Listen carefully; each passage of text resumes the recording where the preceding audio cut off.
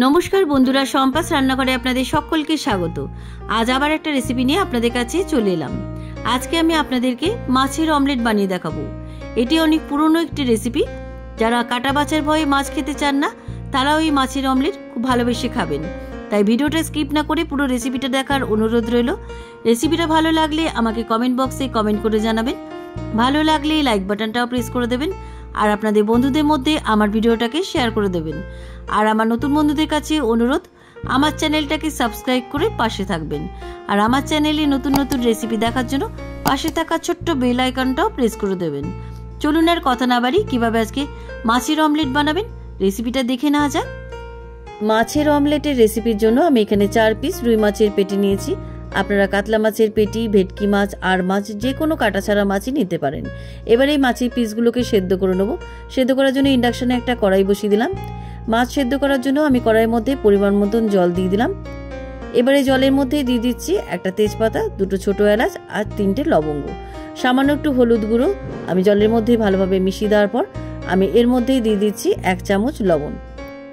জলের মধ্যে সমস্ত উপকরণ ভালো করে মিশে যাওয়ার পর আমি মাছের পিসগুলো দিয়ে 10 মিনিট উল্টে পাল্টে মাছগুলোকে সেদ্ধ করে নিচ্ছি।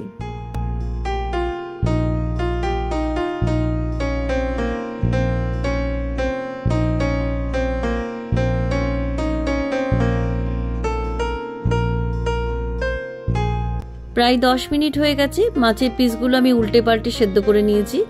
এবার মাছের পিসগুলো জল থেকে তুলে একটা প্লেটের মধ্যে তুলে রাখছি।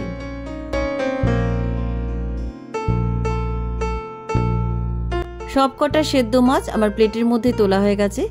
এবার এই মাছের পিসগুলো ঠান্ডা হয়ে যাওয়ার পর মাছের ভেতর থেকে কাঁটাগুলো আমি বার করে নেব।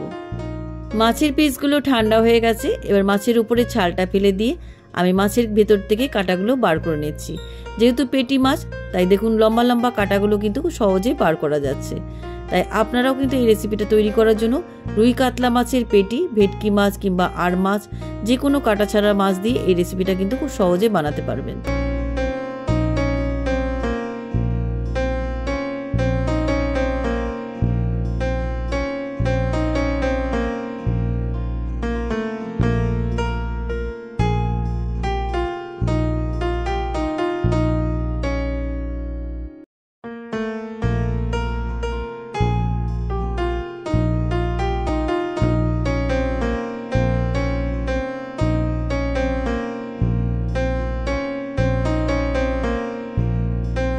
সবকটা মাছের পিসের ভেতর থেকে কাঁটাগুলো আমার বাছা হয়ে গেছে।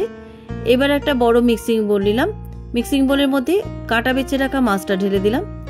এবার এই মাছের মধ্যে দিয়ে দিচ্ছি একটা বড় সাইজে মিহি করে কেটে রাখা পেঁয়াজ কুচি।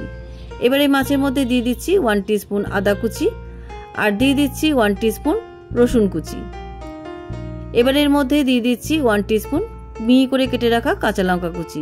ঝালটা আপনাদের স্বাদ অনুসারে দেবেন। এবার এর মধ্যে দিয়ে দিচ্ছি ধনেপাতা কুচি। ধনেপাতা কুচিটা একটু বেশি করে দেবেন, এতে খেতে ভালো লাগে। সামান্য একটু হলুদ গুঁড়ো দিলাম। এবারে দিয়ে দিচ্ছি 1/2 টিস্পুন ভাজা জিরের গুঁড়ো আর দিয়ে দিচ্ছি 1/2 টিস্পুন কাশ্মীরি লাল লঙ্কার গুঁড়ো। এবার এর মধ্যে দিয়ে দিচ্ছি 1/2 টিস্পুন গরম মশলার গুঁড়ো।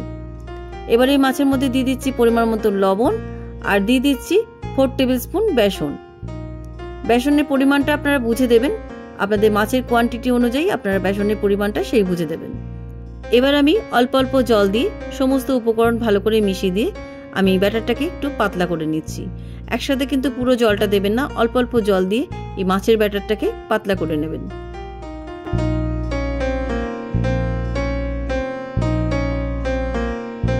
অল্প অল্প জল দিয়ে আমি ব্যাটারটাকে পাতলা করে নিয়েছি। তবে খুব বেশি জল দিয়ে কিন্তু ব্যাটারটাকে পাতলা করবেন না, ব্যাটারটা একটুখানি মোটা থাকবে। এবার আমি মাছের অমলেটগুলো ভেজে নেব।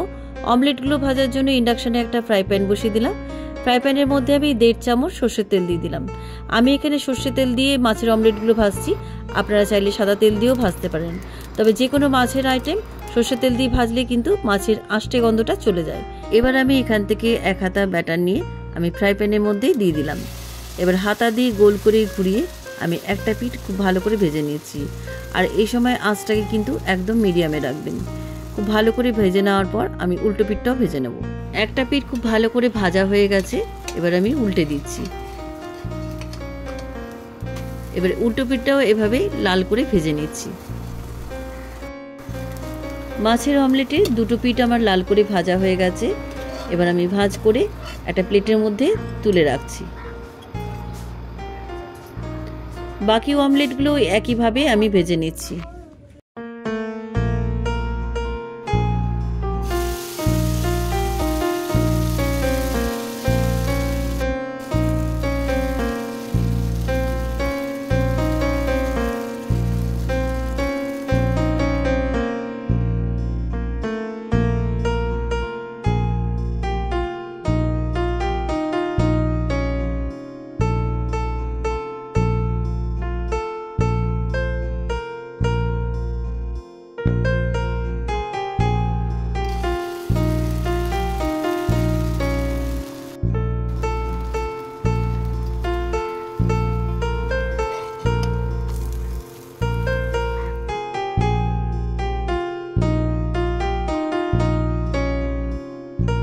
সবকটা মাছের অমলেট আমার ভাজা হয়ে গেছে। এবার এই মাছের অমলেটগুলো আমি একটা প্লেটের মধ্যে সার্ভ করলাম। কেমন লাগলো আজকের এই মাছের অমলেটের রেসিপি? যারা মাছের কাটার ভয়ে মাছ খেতে চান না তারাও এই রেসিপিটা খুব ভালোবেসে খাবেন। তাই রেসিপিটা কেমন লাগলো আমাকে কমেন্ট বক্সে কমেন্ট করে জানাতে ভুলবেন না। ভালো লাগলে লাইক বাটনটাও প্রেস করে দেবেন, আর আপনাদের বন্ধুদের মধ্যে আমার ভিডিওটাকে শেয়ার করে দেবেন। আর আমার নতুন বন্ধুদের কাছে অনুরোধ, আমার চ্যানেলটাকে সাবস্ক্রাইব করে পাশে থাকবেন। আর আমার চ্যানেলে নতুন নতুন রেসিপি দেখার জন্য পাশে থাকা ছোট্ট বেল আইকনটাও প্রেস করে দেবেন। আজ তাহলে চলি, আবার একটা নতুন দিনে নতুন রেসিপি নিয়ে আপনাদের কাছে চলে আসব। সবাই ভালো থাকবেন, সুস্থ থাকবেন। ধন্যবাদ।